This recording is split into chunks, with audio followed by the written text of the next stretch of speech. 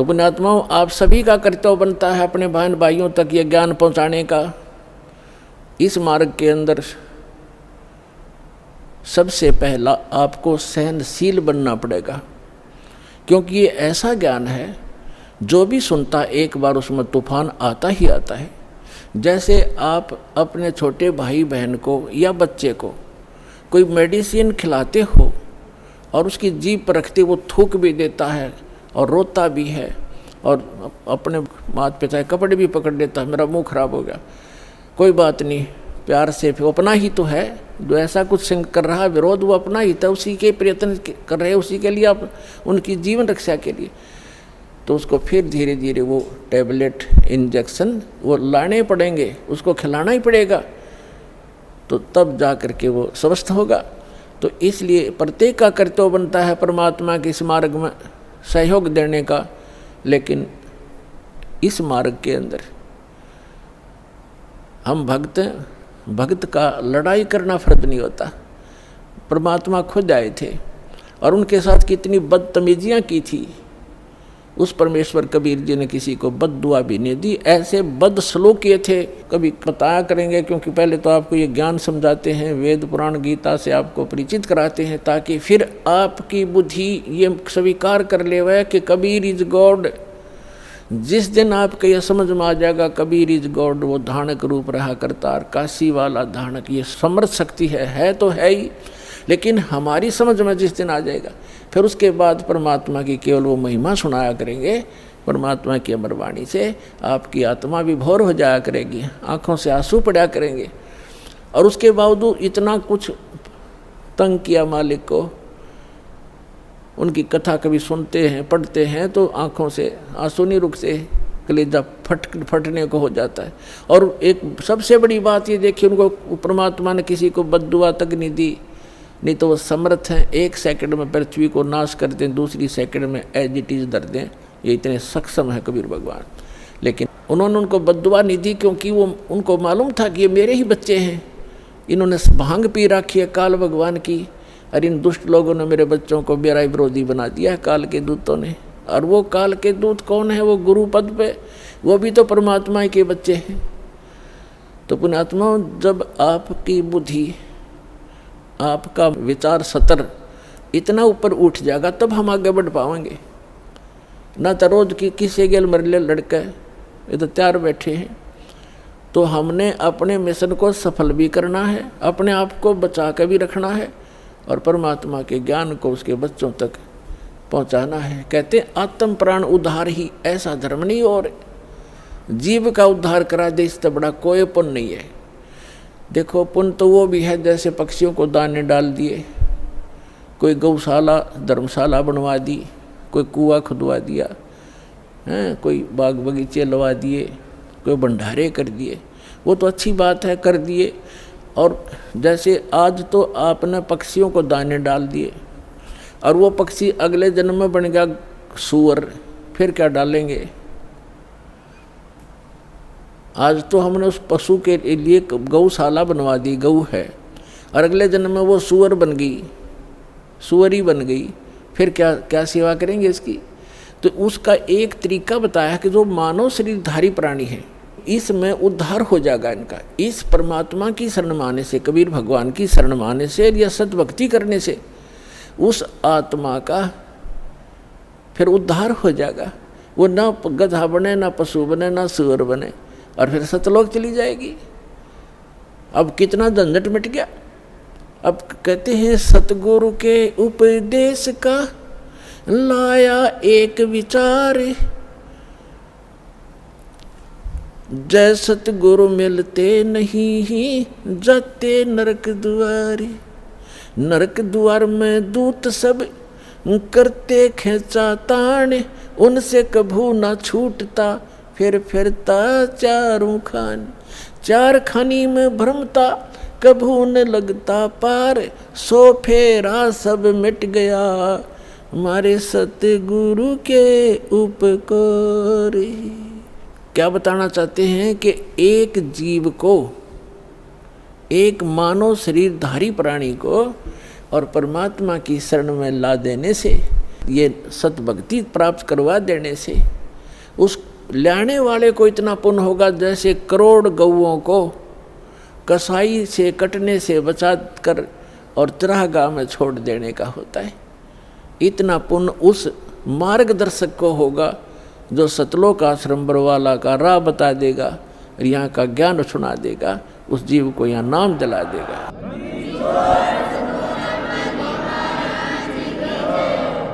तो फिर उसके बाद कहते हैं उस भक्त का सारा बाईपास निकल गया, सतगुरु मिल गए, सतगुरु के उपदेश का लाया एक विचार, और जय सतगुरु मिलते नहीं हम जाते नरक द्वार। नरक द्वार में दूत सब फिर करते खेचातान, उनसे कभू ना छूटता फिर फिरता चारों खान। चार खानी में भ्रमता और कभू न लगता पार, और 100 फेरा सब मिट गया मेरे सतगुरु के उपकार। ओए अब ना वो पशु बने, ना पक्षी बने, और ना कोई और नरक में जावे। तो कितना बाईपास निकाल दिया परमात्मा की कृपा से, उस सच्चे नाम से वो कितना बाईपास निकल गया। तो इस प्रकार कहते हैं आत्म प्राण उद्धार ही, ऐसा धर्म नहीं और इससे बड़ा कोई पुण्य नहीं प्राणी को। पुण्य तो और भी है, लेकिन अगर आप परोपकार करना चाहते हैं, आपके दिल में दया है प्राणियों के प्रति, तो मानव शरीरधारी प्राणी को मनुष्य जीवन प्राप्त करवा दे। बुरा वो भी नहीं है, जैसे एक पक्षी है, अपने घर पर दाने डाल दो, कुत्ता आता है रोटी डाल दो, अपने ही घर पर डालो, कहीं विशेष स्थानों पर मत भटको, ये व्यर्थ है। और अतिथि आता उसको भोजन करवा दो, कोई भी मांगने वाला आता उसको पैसा मत दो। कई भक्त कहते हैं ये तो फिर हमारे दिल में दया खत्म हो जाएगी यदि हम भिखारी को पैसा नहीं देंगे।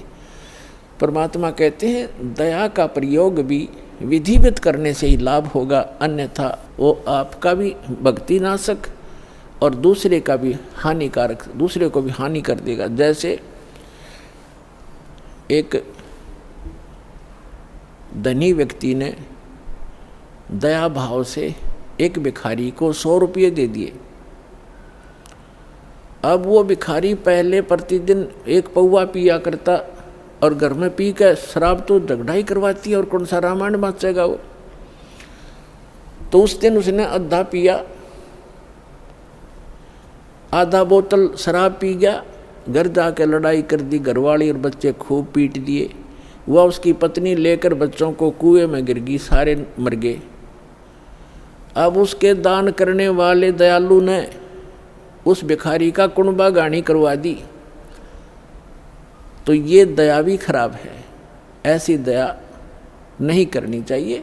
भिखारी को रोटी खिला दे, अगर भिखारी रोटी खा ले भाई, कपड़ा नहीं है तो कपड़ा सिलवा दे उसको, बिना सिलाया नहीं दो जाते बेचेगा और गुटी लाओगा। एक भक्त कह रहा था कि एक दिन मैं पार्क में घूमने चला गया और वहाँ 2 बाबा जी बैठे हैं, नकली 2 या 3 जैसे थे वह। तो वो मांग मूंग के लाए, इकट्ठे पैसे कराया करते शाम ने। उस दिन उनके पास सारा कुल मिला के 20 से 25 रुपये बने। तो वो कहने लगे भाई इसमें तो कुछ भी ना आवे, एक का भी काम ना चले शराब पीने का। तो उन्होंने बोला भाई ठीक है तुम टाल कर दो, मैं अकेला पी लूँगा। वो ले के 1 बाज गया 25 रुपया ने। उसने अकेले ने काम चलाया उस दिन, कहा तुम्हारे लिए कल दे दूंगा फिर मैं इकट्ठे करके। तो बता इन इसे दुष्टों को दान करके तुम अपना पुण्य चाहते हो, अपना कल्याण चाहते हो? तो दान भी कहते हैं गुरु बिन माला फेरते, गुरु बिन देते दान, गुरु बिन दोनों निष्फल हैं चाहे पूछो वेद पुराण। तो गुरु के अतिरिक्त दिया हुआ आपका दान भी व्यर्थ ही रहेगा। अगम निगम को खोज ले बुद्धि विवेक विचार, उदय अस्त का राज मिले तो वे नाम बेगार। परमात्मा ने आपके ऊपर मेहर की है पुण्यात्माओं। मनुष्य शरीर ऐसे समय में अब परमात्मा ने बैन उठा रखा है कि जो भी सतनाम को और इस हारनाम को प्राप्त कर लेगा, आजीवन मर्यादा में रहेगा, गुरु वचन पर चलेगा, वो सभी सतलोक चले जाएंगे, जहाँ जाने के बाद साधक फिर लौटकर कभी संसार में नहीं आते। तो उसके लिए बताया है कि सतगुरु मिलना चाहिए, पूरा संत हो, सतभक्ति शास्त्र अनुकूल हो और भक्त भी कति डट के भक्ति करे, बुराई छोड़ दे। बीड़ी, शराब, मांस, तमाकू, आन उपासना, रिश्वतखोरी, चोरी, जारी, ये सब बुराई है, इस भक्ति मार्ग में बाधक है। इनको त्याग कर ही हम परमात्मा प्राप्ति कर सकते हैं, मनुष्य जीवन को सफल कर सकते हैं। अब प्रसंग चल रहा है कि कल करे सो आज करो, आज करे सो अब, और पल में प्रलय हो जाएगी, भाई फिर करोगे कब। समझा है तो सिर धर पाओ, बहुर नहीं रे ऐसा दाव, आगे गए न बावड़े, रहते भी सब जा, और बिन साहिब की बंदगी कहीं ठोर ठिकाना ना।